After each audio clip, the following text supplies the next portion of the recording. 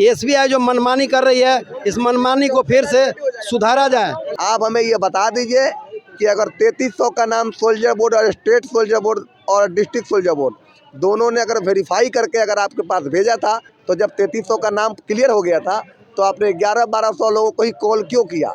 और ये धरना तब तक चलेगा जब तक हमारा मांग पूरा नहीं होगा। जो फौजी 17 साल और 20 साल देश सेवा करके आया, आप उसको जो रोड पर आने के लिए मजबूर किए हो, तो इसका हर्जाना गवर्नमेंट को भी भुगतना पड़ेगा।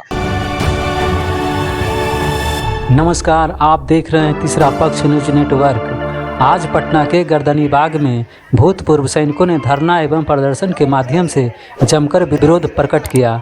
जी हां, स्टेट बैंक ऑफ इंडिया के गार्ड भर्ती प्रक्रिया में भूतपूर्व सैनिकों ने धांधली का गंभीर आरोप लगाया। इस धरना में विभिन्न जगहों से अच्छी संख्या में भूतपूर्व सैनिक आए हुए थे। आइए आगे उनके नेता से ही जानते हैं कि आखिर मामला क्या है। एक सबलदार रघुवंश सिंह जहानाबाद से आए हैं। हम लोग का धरना का मुख्य कारण है कि एसबीआई बैंक में 2020-21 में गार्ड का वैकेंसी निकला था, जिसमें सभी जिला सैनिक बोर्ड से नाम मांगा गया था। तकरीबन नाम 3300 दिया गया था सभी सैनिक बोर्ड से, लेकिन एसबीआई बैंक ने पता नहीं क्या उसमें छानबीन किया, क्या फेरबदल किया, क्या हेरा फेरी किया, और आधे आदमी को नाम कॉल में आया और आधे को कॉल नहीं दिया गया, जिसके कारण हम लोग एक सर्विसमैन पूरे धारणा प्रदर्शन पर बैठे हुए हैं कि एसबीआई जो मनमानी कर रही है, इस मनमानी को फिर से सुधारा जाए और सभी को इसमें नाम डाला जाए, ताकि सारे लोग आकर टेस्ट दें और जिनको भी टेस्ट में होगा वो एसबीआई में ज्वाइन करेंगे, नहीं होगा उनको छांट दिया जाएगा। लेकिन एसबीआई हम लोग को जवाब देने के लिए तैयार नहीं है। बोल रहा है कि सोल्जर बोर्ड में जाइए, सोल्जर बोर्ड से बोलता है राज्य सोल्जर बोर्ड में जाइए, और बैंक हम लोग को कुछ नहीं सुन रहा। इसी के लिए हम लोग धरना पर बैठे हैं और ये धरना तब तक चलेगा जब तक हमारा मांग पूरा नहीं होगा। एक सर्विसमैन का चाहे बैंक का मुद्दा हो या 10% आरक्षण का मुद्दा हो, चाहे सेब का बहाली का मुद्दा हो या बीएमपी का मुद्दा हो, 112 डायल का मुद्दा हो, ये सभी के लिए हम लोग यहाँ इकट्ठे हुए हैं और सरकार से इस पे जब तक कोई उचित कार्रवाई नहीं होगा हम लोग धारणा पर बैठे रहेंगे। जय हिंद, जय भारत। बताइए सर, इस जो आप प्रदर्शन कर रहे हैं, इसका विशेष प्रयोजन क्या है? आप अपना विस्तार से बताइए। सबसे मुख्य प्रयोजन है जो हमारे बैनर के ऊपर दिख रहा है, अगर क्लियर लिखा हुआ है कि हमारी मांगे पूरी करो, एसबीआई गार्ड भर्ती को रद्द करो। ठीक है, ये भर्ती 2020 की है, जिसमें ऑलरेडी डिले चल रहा है, 2 साल लेट हो चुका है। ठीक है, अब इसमें कई सारी समस्याएं आई हैं। सबसे पहले समस्याएं हैं जो फर्स्ट में इसका नोटिफिकेशन निकला, उसमें ये क्लियर नहीं बताया गया कि वैकेंसी कितनी है। बस केवल डिमांड कर दिया गया स्टेट सोल्जर बोर्ड से कि हमारे को हर डिस्ट्रिक्ट से इतना इतना सोल्जर का नाम दीजिए। ठीक है, सबसे पहले वहाँ पर क्लियरिटी नहीं है। दूसरा, आपने जितना सोल्जर बोर्ड से नाम मांगा, 3300 लोगों का नाम मांगा था, 3300 लोगों का नाम सोल्जर बोर्ड ने दे दिया। अब उसके बाद जब कॉल लेटर का बारी आई है 2 साल बाद, जिस वैकेंसी को 2 साल बाद इन्होंने जो है तो फिजिकल इंश्योरेंस के लिए बुलाया, इन्होंने काट पीट के जो है 1100-1200 लोगों को बुलाया।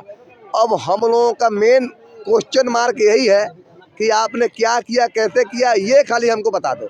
आप हमें ये बता दीजिए कि अगर 3300 का नाम सोल्जर बोर्ड और स्टेट सोल्जर बोर्ड और डिस्ट्रिक्ट सोल्जर बोर्ड दोनों ने अगर वेरीफाई करके अगर आपके पास भेजा था, और जिसको आपने भी क्लीन चिट दिया था, क्योंकि एसबीआई के बिना क्लीन चिट के सार्वजनिक वो लिस्ट नहीं हुआ था, तो जब 3300 का नाम क्लियर हो गया था तो आपने 1100-1200 लोगों को ही कॉल क्यों किया?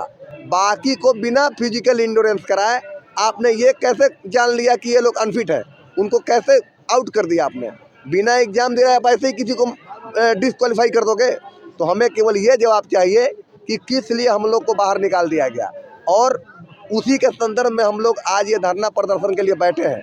और इसके लिए हम जनता से भी गुहार लगा रहे हैं कि बिहार की जनता और चाहे वो गवर्नमेंट हो, इन सब से हम मांग कर रहे हैं कि इसके ऊपर एक कमेटी बैठना चाहिए और इसको क्लियर कीजिए कि आखिर किस कारण से ऐसा हुआ है। नहीं तो ये धरना लंबी चलेगी, और ये धरना केवल बिहार में नहीं चलेगी, बिहार से लेकर पूरे भारत में अब जाएगी। अब केवल बिहार के फौजी नहीं, पूरे भारत के फौजी जाएंगे, क्योंकि इस तरह का छलावा केवल बिहार में ही नहीं, हर स्टेट में हो रहा है, मतलब पूरे भारत में अब हो रहा है। तो अब भारत अलग नहीं है, भारत का बिहार अलग नहीं होगा, हम पूरे भारत को जागरूक करेंगे।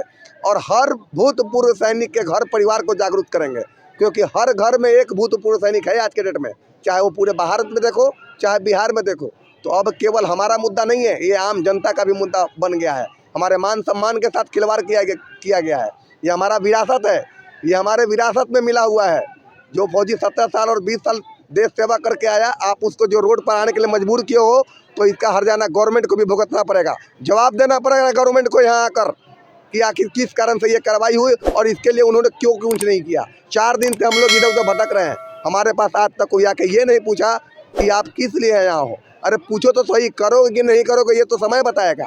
अब उसके साथ हम क्या करेंगे वो भी समय बताएगा। वैसे हम बता दें जानकारी के लिए, धरने पे बैठ चुके हैं अनिश्चितकालीन हड़ताल पे, और हम कोर्ट की कार्रवाई भी कर रहे हैं। हम इन लोगों को न्यायालय में खींचेंगे और जो भी इससे गुनहगार पाए जाएंगे न्यायाधीश से हम जो है अनुरोध करेंगे कि इस पर कड़ी से कड़ी इनको सजा दिया जाना चाहिए।